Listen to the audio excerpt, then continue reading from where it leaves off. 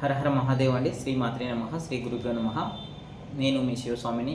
మన పీఠం పెట్టడం వల్ల 15 రోజుల నుంచి నేను ఏ వీడియో కూడా చేయలేకపోయాను. పూజా కార్యక్రమాలలో వీడియో చేయడానికి అవకాశం లేకుండా పోయింది. ఈరోజు ఈ వీడియో ముఖ్య ఉద్దేశం ఏంటంటే, ఈ మధ్యకాలంలో జనాలను మభ్యపెట్టి మాయమాటలు చెప్పి మోసం చేస్తున్నటువంటి స్వామీజీలు ఈ మధ్యకాలంలో ఎక్కువగా చూస్తున్నాము. వాటి గురించే ఒక చిన్న వీడియో చేస్తున్నాను. దయచేసి ఈ వీడియోను ప్రతి ఒక్కరు కూడా పూర్తిగా కూడా చూడాలని భావిస్తున్నాను. అలాగే మీకు తెలిసినటువంటి గ్రూపుల్లో కూడా ఈ వీడియోను ఫార్వర్డ్ చేస్తే అమాయకమైనటువంటి జనాలు, భక్తి భావనతో ఉన్నటువంటి జనాలు మోసపోకుండా ఉంటారు. ఇలాంటి వీడియోని నలుగురికి షేర్ చేయడం వల్ల నలుగురు మనం కాపాడిన వాళ్ళం అవుతామని భావిస్తున్నాను.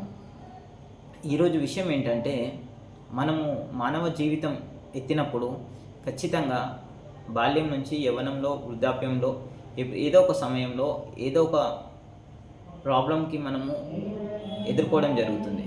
అలాంటప్పుడు మనకి ఏమనిపిస్తుందంటే, అయ్యో నాకేం తెలియదే, సడన్గా అనుకోకుండా ఇలాంటి సమస్యలు వచ్చి పడ్డాయి అనేటటువంటి భావన మనలో కలుగుతుంది. అలాంటి సమయంలో మనము ఎవరినో కొన్ని మంచి స్వామీజీని, గురూజీని కలిసి మన సమస్య పరిష్కరించుకుందాం అనేటటువంటి భావనతో జనాలు భక్తి భావనతో స్వామీజీల దగ్గరికి వెళ్ళడం జరుగుతుంది. వాళ్ళ యొక్క సమస్యను వీళ్ళు అదునుగా చూసుకొని, వాళ్ళ యొక్క ఆర్థిక పరిస్థితి తెలుసుకొని, వాళ్ళ సమస్య మీద కావాల్సినటువంటి పరిష్కారం చూపకుండా వీళ్ళ జీవనోపాధి కింద మార్చుకున్నటువంటి సేవను వ్యాపార రూపంలో మలుచుకొని వాళ్ళ దగ్గర ఉన్నటువంటి సమస్యను భూతద్దంలో పెట్టి భూతంగా చూపించి చాలా పెద్ద సమస్యగా చిత్రీకరించి వాళ్ళ దగ్గర నుంచి పెద్ద మొత్తంలో డబ్బులు తీసుకొని వాళ్ళు ఇబ్బందులో ఉన్నటువంటి వాళ్ళను ఇంకా ఇబ్బందులోకి నెట్టేయడం అనేది జరుగుతుంది. దయచేసి అలాంటి స్వామీజీలు ఎవరైనా ఉంటే కనుక అలాంటి పనులు మానుకోండి. ఎందుకంటే మీరు చేస్తున్నటువంటి అలాంటి చేష్టల వల్ల నిజమైనటువంటి మంచి స్వామీజీలకు కూడా చెడ్డ పేరు రావడం జరుగుతుంది. కాబట్టి ప్రతి ఒక్కరు కూడా మీతో చేతనైతే నలుగురికి సహాయం చేసి మంచి దారి చూపించి వాళ్ళ జీవితాన్ని మార్చే ప్రయత్నం చేయండి. అంతేకాని మీ యొక్క జీవనోపాధి కొరకుగా ఎంచుకున్నటువంటి సేవను వాళ్ళను మీరు బిజినెస్ రూపంలో కస్టమర్ల కింద వాళ్ళని ట్రీట్ చేయకండి. మన సనాతన ధర్మం మీద ఉన్నటువంటి నమ్మకాన్ని పోగొట్టుకండి. మంచి స్వామీజీల మీద ఉన్నటువంటి నమ్మకాన్ని పోగొట్టకండి. అలాగే జనాలు కూడా గుర్తించాల్సింది ఏంటంటే, ఖచ్చితంగా మన మానవ జీవితం ఎత్తినప్పుడు ఏదో ఒక సమయంలో మన ఇంట్లో సమస్య, కుటుంబ కలహాలు కానీ, వ్యాపారం చేస్తున్నప్పుడు లాభ నష్టాలు కానీ, ఆరోగ్యం అన్నప్పుడు ఏదో ఒక ఆరోగ్య సమస్య రావడం కానీ, ఇవన్నీ సర్వసాధారణంగా జరుగుతాయి. కాబట్టి ఇది గ్రహించాల్సింది ఏంటంటే, బ్రహ్మదేవుడు రాసినటువంటి గీతను బ్రహ్మదేవుడు కూడా చెరిపి రాసే సత్తా ఆయనకు కూడా లేదు. కేవలం ఒక మానవ మాత్రుడు ఏం చేసుకోగలుగుతాడంటే, చేసుకున్నటువంటి కర్మలను ఖచ్చితంగా అనుభవించాలి. కర్మ తగ్గించుకునేటటువంటి ప్రక్రియగా కొన్ని మార్గాలు అనేది మనకు మన ధర్మంలో సూచించడం జరిగింది.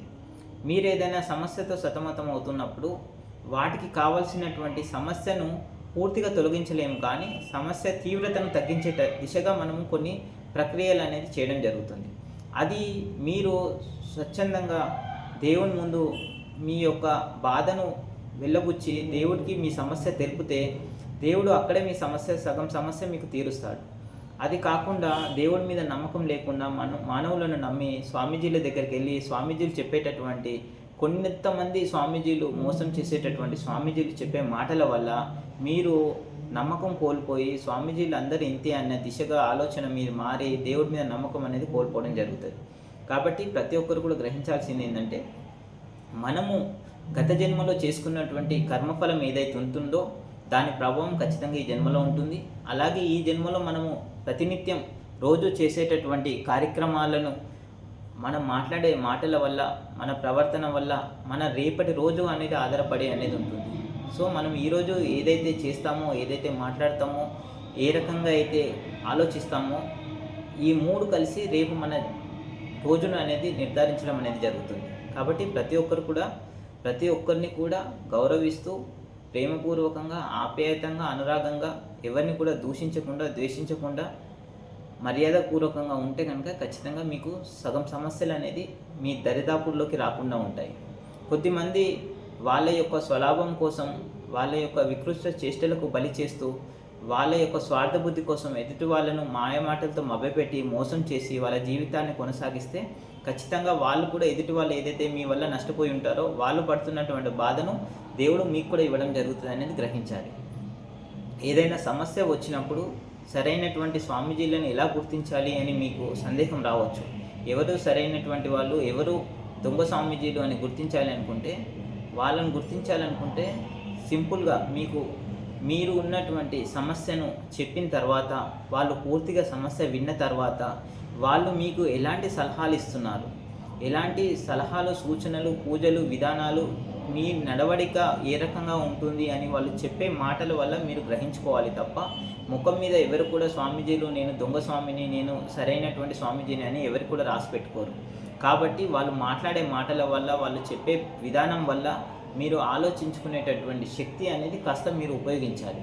అప్పుడే మీరు ఎవరు ఏది చెప్తున్నారు, ఏది నమ్మాలి, ఏది నమ్మకూడదు అనే ఒక దిశగా మీరు ఆలోచించి మీరున్నటువంటి పరిస్థితుల్లో మీరు ఆలోచించుకోలేకపోతే కనుక మీకు పక్కన ఉన్నటువంటి మీ సన్నిహితులు కానీ మీ శ్రేయోభిలాషులతో మీ సమస్య వివరించి, ఇలా పలానా దగ్గరికి వెళ్తే ఇలా సమస్యకు ఇలాంటి పరిష్కారం చెప్పాడు, ఇది ఎంతవరకు కరెక్టు అని మీరు అడిగి సలహా తీసుకుంటే కనుక మీకు అక్కడ సరైనటువంటి సమాధానం అనేది దొరుకుతుంది. ఎందుకంటే మీరు సతమతమవుతున్నప్పుడు సమస్యలతో మీరు ఏది కూడా సరైన నిర్ణయం తీసుకోలేని అన్నప్పుడు పక్క వాళ్ళ సలహాలు పాటించడంలో తప్పులేదు. ఎప్పుడైతే మనము మంచి పనులు చేస్తామో, మంచిగా ఆలోచిస్తామో ఖచ్చితంగా మన జీవన విధానం అనేది బాగుంటుంది. ఎప్పుడైతే మనము ఎదుటి వాళ్ళను పూర్వకంగా మనం మోసం చేయాలనుకుంటామో ఖచ్చితంగా మన జీవితం కష్టంలో అనేది నెట్టబడుతుంది. సో ఇది ఎవరో చేయరు, ఎవరో మిమ్మల్ని మోసం చేయరు, మీరు చేసుకునే పనుల వల్లనే మీ జీవితం అనేది ఆధారపడి ఉంటుంది. ఈరోజు మనం బాధపడుతున్నామంటే గత జన్మలోనో ఇంకెప్పుడో ఎవరినో మనం బాధ పెట్టుంటాం. ఈరోజు మనం సంతోషంగా ఉంటున్నామంటే మనం పూర్వజన్మలో ఎన్నో పుణ్యాలు చేస్తుంటాం, ఈ జన్మలో ఎన్నో పుణ్యాలు చేస్తుంటాం కాబట్టి సంతోషంగా ఉంటాం. అలాగే కొద్దిమంది ఏ పూజ చేయకపోయినా వాళ్ళు ఎప్పుడు సంతోషంగా ఉంటున్నారు అంటే వాళ్ళు గత జన్మలో ఎన్నో పుణ్యాలు చేస్తుంటారు కాబట్టి వాళ్ళు ఈ జన్మలో సంతోషంగా ఉంటారు. అలాగే ఈ జన్మలో మనం ఎన్ని పూజలు చేసినా, ఎన్ని పునస్కారాలు చేసినా, ఎన్ని దాన ధర్మాలు చేసినా కూడా మనం బాధపడుతున్నామంటే మనం అంతకు మించి పాపాలు చేస్తుంటాం కాబట్టి ఆ పాపాలకు ఇప్పుడు ప్రాయశ్చిత్తంగా మనం ఇవన్నీ చేస్తున్నాము.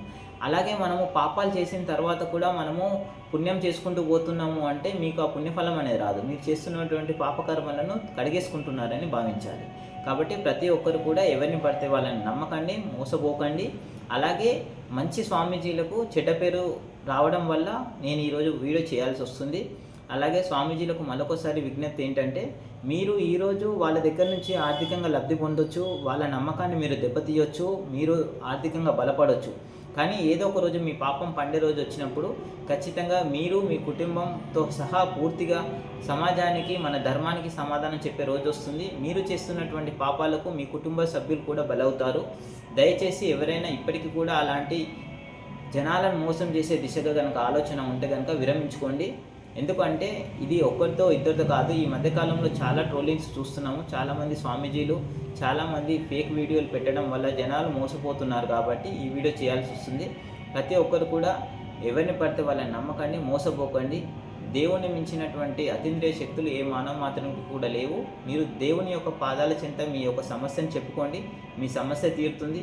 అప్పటికి మీకు ఉపశమనం కలగకపోతే మంచి వాళ్ళ దగ్గరికి వెళ్ళండి. మీకు వాళ్ళు చెప్పింది సరైనదా కాదా అని తెలియకపోతే మీ పక్కన ఉన్నటువంటి వాళ్ళతో చర్చించి సరైనటువంటి నిర్ణయం తీసుకొని మీ జీవితాన్ని మంచిగా కొనసాగించండి. మరొకసారి చెప్తున్నాను, మీకు ఏదైనా సమస్య వస్తే కనుక తీర్చడానికి మీలో ఉన్నటువంటి ఆలోచన, మీరు చేసే పనులు, మీరు తీసుకునే నిర్ణయాల మీదనే మీ జీవితం అనేది ఆధారపడి ఉంటుందనేది ప్రతి ఒక్కరు కూడా గ్రహించాలి. ఓం నమః శివాయ.